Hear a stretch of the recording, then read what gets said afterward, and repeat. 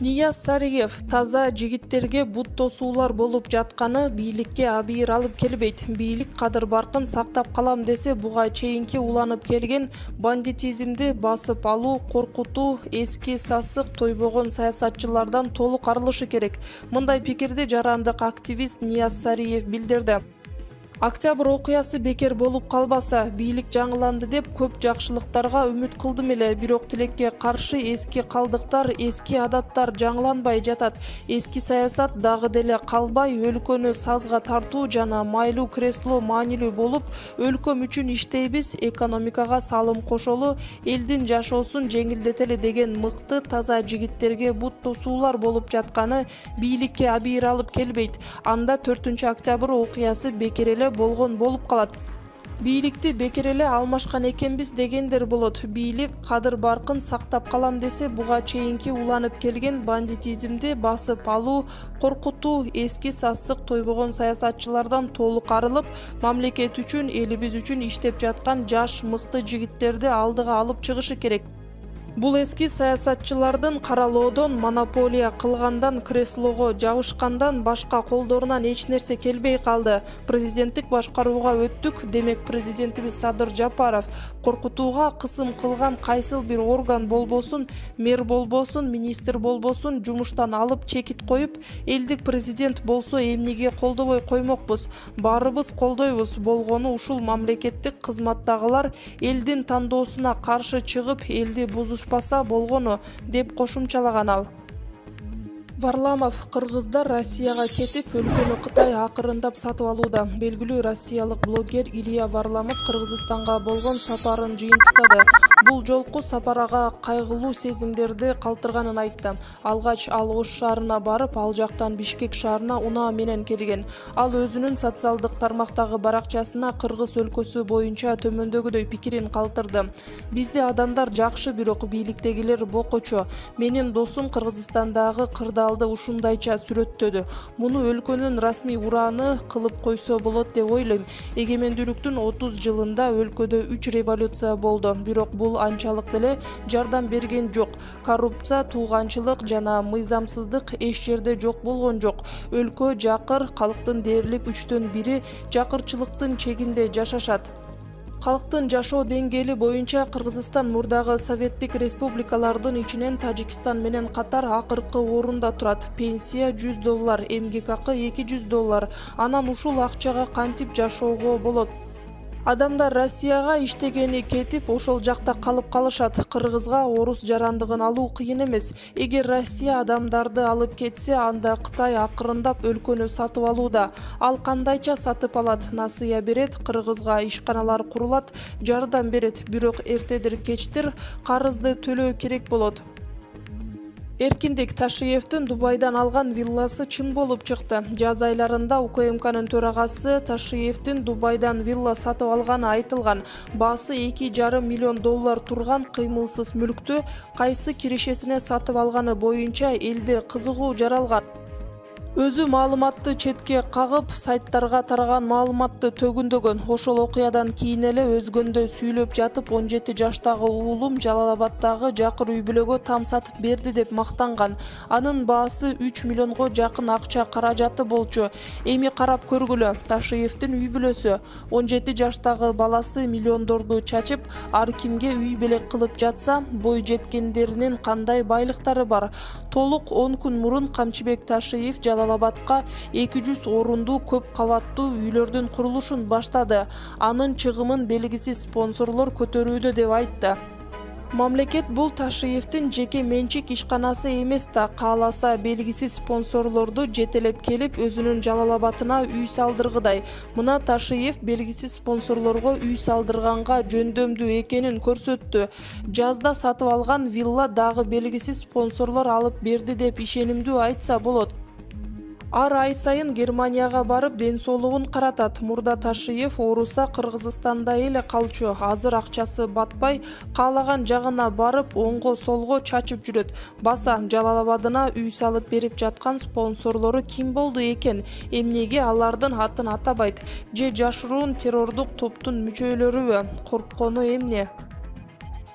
Шайлообек Атазов вакцинация тукумсуздукка алып келиши ыктымал. Жогорку кеңештин депутаты Шайлообек Атазов Фейсбуктагы баракчасына коронавирус илдетине каршы вакцина алуу иш-чарасын сынга алып, бул адам ден соолугуна ар кандай коркунучтарды алып келиши мүмкүн экенин жазган.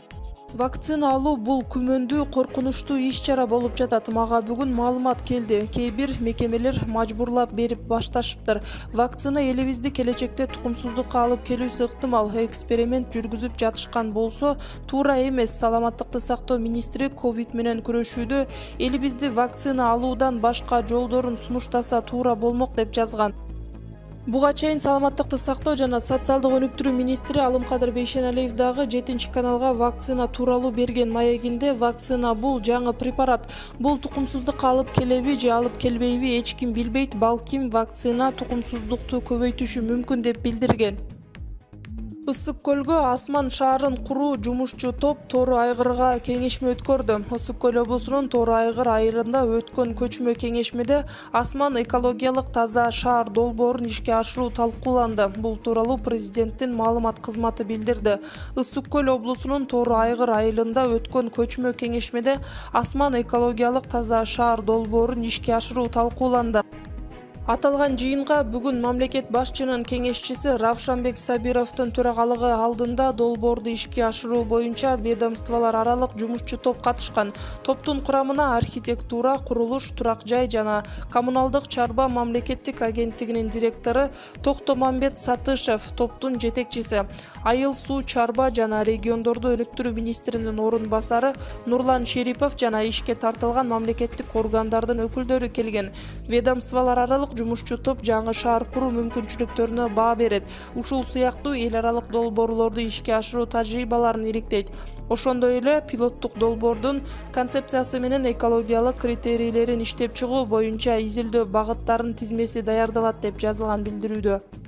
Аткарылган иштердин жыйынтыгында шаар куруунун долбоордук документтерин толук пакети менен жыйынтыктоочу координациялык план министрлер кабинетине киргизилет. Асман экологиялык таза шаарын 4000 гектар жерге 500 000 кишинин туруктуу жашоосуна ылайыктап куруу пландалган. Бир суткада 1373 кишиден коронавирус табылды. 1000ден ашык бейтаптын абалы оор. Азыркы тапта өлкөдө 5000ге чукул бейтап ооруканада. 15753 адам амбулатордук шартта коронавирустан даарыланып жатканы айтылды.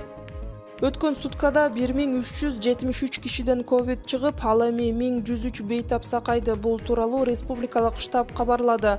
Жуктургандар Бишкекте 832 киши, Ош шаары 45, Чүй облусу 163, Ош облусу 57, Талас облусу 25, Нарын облусу 23, Ысык көл облусу 52, Жалал Абад облусу 57, Баткен облусу 119. Ушуну менен коронавирус жуктургандардын жалпы саны 149.029-га жетти. Анын ичинен 125.161 киши илдетти жеңген. Кыргызстанда соңку суткада коронавирустан 10 бейтап каза болду. Бул туурасында республикалык штабтан кабарлашты. Аймактарга бөлүнүп карай келгенде көз жумгандардын басымдуу бөлүгү Чүй облусунан болгон. Каза болгондордун жаңы учуру Чүй облусу 6, Баткен облусу 1, Нарын облусу 1, Ысык көл облусу 2. Мурдагы күнү коронавирус 11 кыргызстандыктын өмүрүн алган. Өлүм учурун 6 Бишкекте катталса, калганы башка облустардан эле. Акыркы күндөрү COVID-19дан көз жумгандардын саны 10дон кемибей жатат. Олимпиада. Кыргыз балбандарынан биринчи болуп Жоламан Шаршенбеков күрөшөт. Жадыбал боюнча спорттук күрөштөр 1 августта башталып 7 августка чейин созулат. 1-3 августта грек-рим жана кыздар күрөшү болсо 4 августта эркин күрөш башталат. Токио Олимпиадасында кыргызстандык балбандардан алгачкы болуп грек-рим күрөшүнүн балбаны Жоламан Шаршенбеков кармашка чыгат. Оюндардын программасы уюштуруу комитетинин расмий сайтына чыккан. Ага ылайык 1 августта 60 кг салмактагы балбандар арасында 2020 жылдагы Дүйнө кубогунун жеңүүчүсү Шаршенбеков килемге чыгат. Ал эми кыздар күрөшүнөн эң оор 76 кг салмакта Айпери Медет кызы ат салышат. Айтылуу балбан кыз Айсулуу Тыныбекованын 3 августта килемге чыгаары былтыр эле белгилүү болгон. Жадыбал боюнча спорттук күрөштөр 1 августта башталып 7 августка чейин созулат. 1 2-3 августта грек-рим жана кыздар күрөшү болсо, 4 августта эркин күрөш башталат. Кыргызстандан Токио Олимпиадасына жалпысынан 16 спортчу барса, анын 9-у күрөш чеберлери, 4-өө грек-рим, 2-өө эркин жана 3-өө кыз келиндер күрөштүн балбандары экени маалым. Кыргызстан менен Тажикстан чек ара боюнча кезектеги протоколго кол койду. Кыргыз Республикасы менен Тажикстан Республикасынын өкмөттүк делегациясынын топографиялык жумушчу тобунун кезектеги жолугушуусу болуп өттү. Бул тууралуу министрлер кабинетинин басма сөз кызматы билдирди. Тараптардын жетишилген макулдашууларына ылайык 2021 жылдын 12-17 июлунда Бишкек шаарында Кыргыз Республикасы менен Тажикстан Республикасынын Кыргыз-Тажик мамлекеттик чек арасын делимитациялоо жана демаркациялоо боюнча өкмөттүк делегациялардын топографиялык жумушчу топторунун кезектеги жолугушуусу болуп өттү. Жолугушуу жыйынтыгы боюнча тийиштүү протоколго кол коюлду. Тараптар кезектеги жолугушууну Тажикстан Республикасынын аймагында өткөрүүнү макулдашышты. Жолугушуу достук жана өз ара түшүнүшүү маанайда өттү. Дүйшөмбү Кыргызстанда билим алган тажик студенттерин кайтарат. Кыргызстанда билим алып жаткан тажикстандык студенттер өз мекенине кайтарылат. Бул тууралуу Тажикстандын билим берүү жана илим министри Махмуд Юсуф Имомзода дүйшөмбүдөгү маалымат жыйында билдиргенин Азаттыктын тажик кызматы жазды. Анда министр Кыргызстандын жогорку окуу жайларында билим алып жаткан тажикстандык студенттер өз өлкөсүндөгү окуу жайларга которулуу үчүн арыз бериши керектигин айткан. Министр эмне себептен мындай чечим кабыл алынганын түшүндүргөн эмес, бирок Азаттыктын тажик кызматы быйыл апрелдеги чек ара чатагынан соң Кыргызстанда окуп жаткан тажик студенттери басымга кабылганын айтышканын жазууда.